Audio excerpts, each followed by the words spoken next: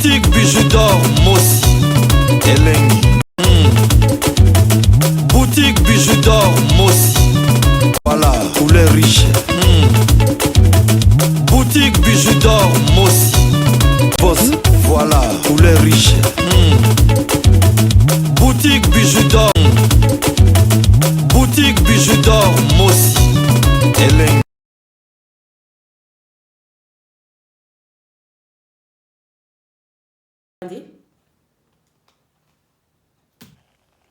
Allô?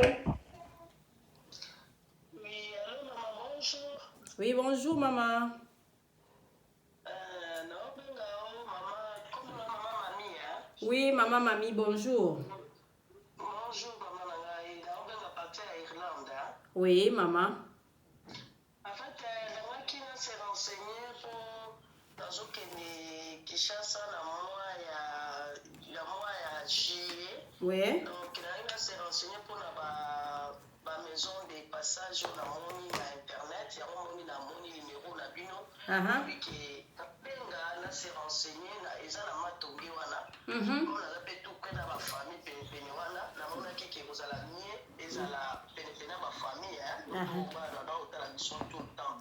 Ya wana na moni ni na bino na biki na benga quand même na tuna. Ndenge nini zo se passer parce que na on ngala ki na famille donc na deux bana donc na pour ça deux chambres. Ok. Alors, vous avez besoin d'appartement, il y a deux chambres. Hein? Donc, deux chambres salon. Ils ont deux chambres salon, cuisine, nakati. Tous les deux chambres, ils ont la toilette. Donc, c'est ça. Le beau niveau qui est dans le mois de juillet parce que biso ce que béni biso. Donc, à partir les 5. À partir des 5. Donc, biso siko tellement le ko la kaina biso vraiment ezali ya kotonda. Biso réservation tozozwa to nakoki nanga kozwa na komi mais donc ceux qui mutoyer na avance donc na payé place. Donc réservation tozozwa avec avance. Donc yo le bidati nini? Pour na ko vérifier Les 5 juillet. Dans les 5 juillet. Si quand prend combien de semaines? En fait, ça na ke na juillet tozo ati na août les 5 août. Donc tout ça na kaka 1 mois. Ah donc si le 5 août. Oui, appartement il y a appartement où il y a deux chambres salon wana. Donc ezali na lokolo ko sala 30 jours.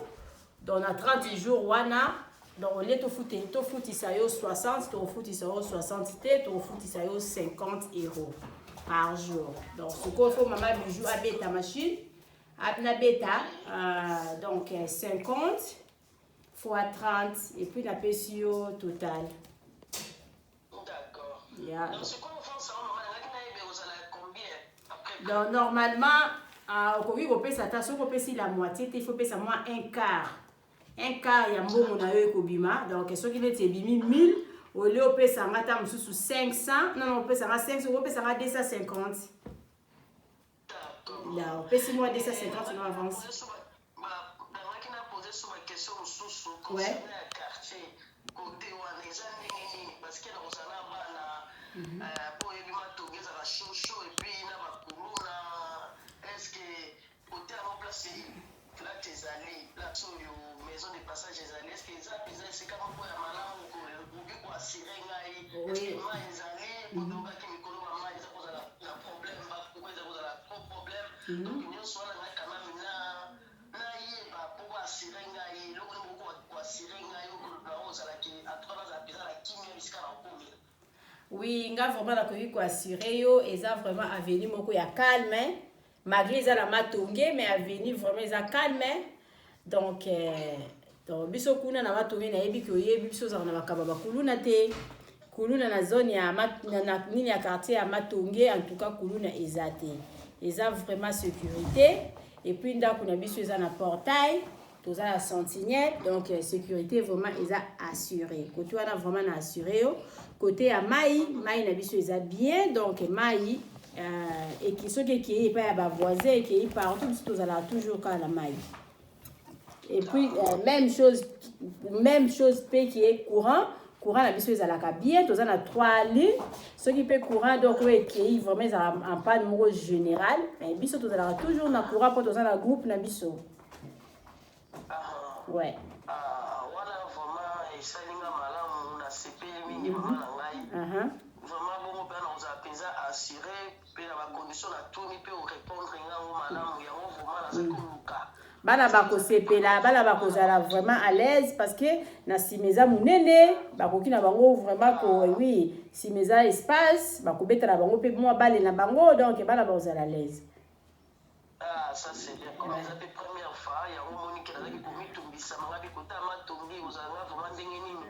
On li pata na moi numéro na bino na bengi parce que doza pas tout peut kota ba famille. En tout cas et puis na koki ko assurer li sous transport eza kitoko soko zalio zora na ba taxi ko se déranger te parce que biso tozali vraiment donc pembeni ya Gambela wenzo ya Gambela wenza Gambela donc okiti na éviter ce que les bi vraiment qui bien parce que ngala ki les Congo bien mais na ba vraiment qui bien te donc côté à Gambela place moko ezala batekaka ba mal boy bato ba yebi côté wana ba yebi batiaka ba mal liboso boy bazoteka okiti pe na prince wana obeti moi 2-3 minutes okomi na vraiment na kati ya ndako donc transport eza 24 sur 24 eza la place à bien.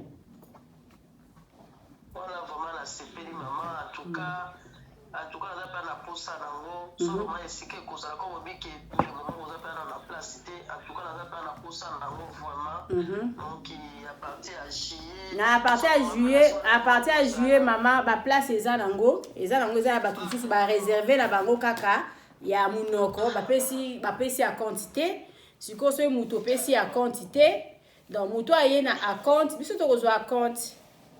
Mais ma place ezali toza na oui toza déjà na mutu batu baza déjà kuna bakita ki vendredi toza na batu bakokende le 27 juin toza na batu bakokende le 1er juin toza na batu bakokende le 21 juillet donc ti na ba août ba septembre ba place ezali batu bakangi ba place mais tozo compter batu bazo pesa ba avance na bango. D'accord. Yeah. Ce qui vous a pensa idée moko malamu donc so mutu apesa compte te moye ba réserver les places to komango ka na munoko ka ya to komio kaka ouais c'est ça maman on comprend très bien. Ça c'est ouais. bien. C'est bien. En tout cas la sepeli mingi. Sepeli en tout cas. Oui, obenga lisusu sokoza.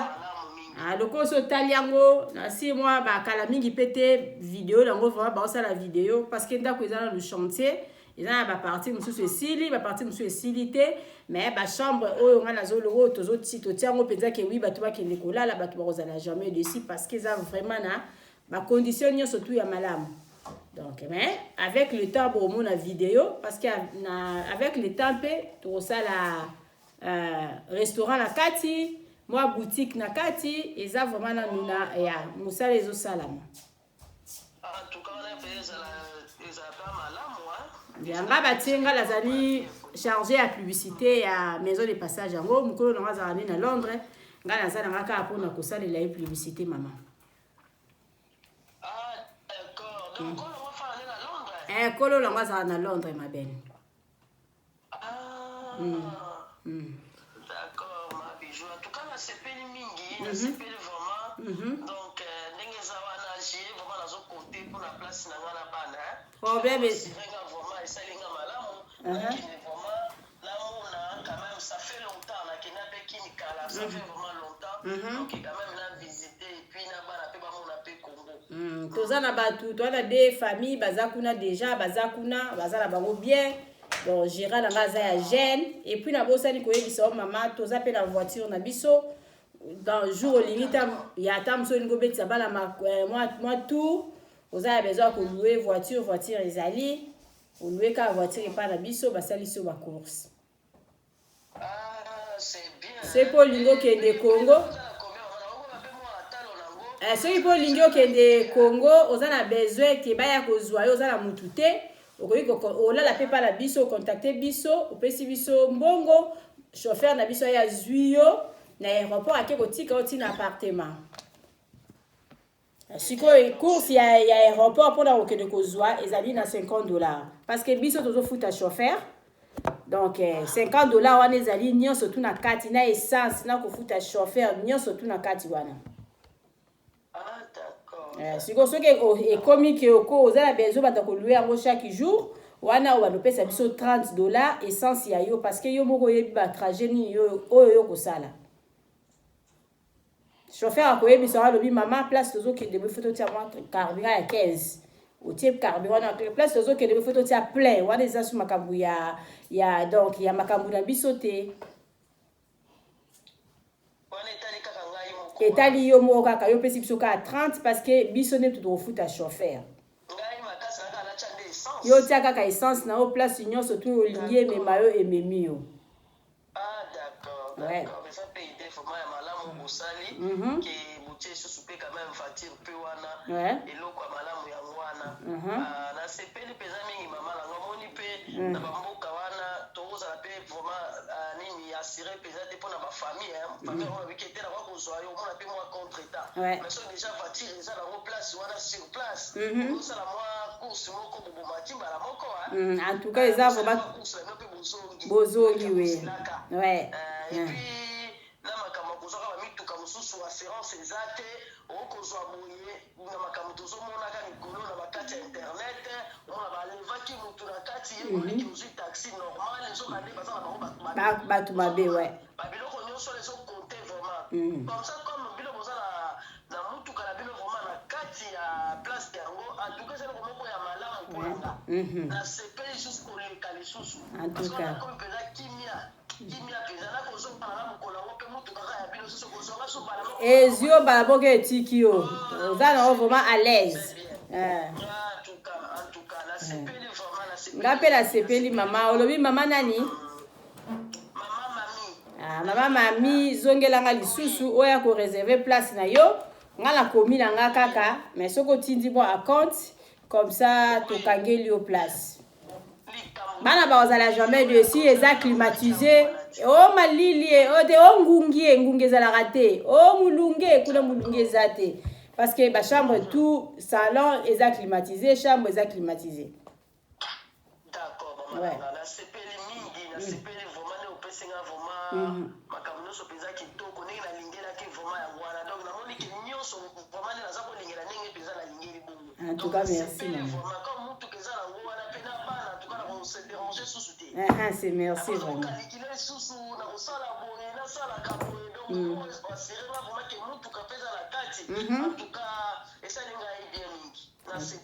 En tout cas nga pe la sepeli mama na yebi ki okozongela nga. Ça est la biso publicité, ça est la biso publicité. Bandeko yo surtout bazokende Congo ba contacter mama Bijou pour na maison de passage na biso o mama Bijou zo ça la publicité. Merci beaucoup. En tout cas, Nzamba Lola Mona yo, na yebi ki okobenga nga lisusu. D'accord, na robenga pour que na réserver le lobit. Merci beaucoup maman. OK, bye bye. Bye. Oui maman na ngobengi lisusu. Ah oui, oza na besoin yeba, soki ba appartement mususu eza na prix nini? Net appartement nini? Zana yebisa yo appartement ou eza ya chambre ya pamba donc eza kaka appartement eza na donc chambre de tolobaka studio na toilette donc toilette nango na kati appartement wana tozali kaka na frigo cafetière na télévision donc soko za bezo koti ta mususu kiti na yo okozwa kiti libanda okotisi donc wana siko tozala ezali na 20 € par jour soko ko wumela à partir ya 15 il y a 14 jours wala nde okoki kokitisa ba we kopesa yo appartement yango na $15 donc na 15 € plutôt donc à partir de 14 jours nde tokitisi prix tobuki ba prix mais so osala jour moko 2 jours 3 jours ça ndeko moko uti kokende asali ka soki une semaine à pamba donc wana afuti na prix moko normal afuta na 20 € par jour mais siko biso boye soko wumeli to kitisi le prix to peso na 15 € par jour donc mususu ezali chambre salon na cuisine wana ezali na 30 € par jour soki oko wumela à partir ya 2 semaines nde bakitisi le prix au lieu de 30 € okopesa 25 €. Merci, on comprend. C'est bien, on a rosé la yo benga lisusu pour na ko réserver place na yo ndako na biso eza bien eza na ba condition moko ya malamu nayebi ki okozala jamais déçu. Donc c'est bon, nga na komi na nga kaka. Donc place eza nango. Place ezali nde nayebi si ki bato ebele babengi, bato ba réserver ba place na bango ba pesi moi quelque chose, bango nde toza ko compter. Merci beaucoup ma belle. Merci na Roselayo. Merci. Bye.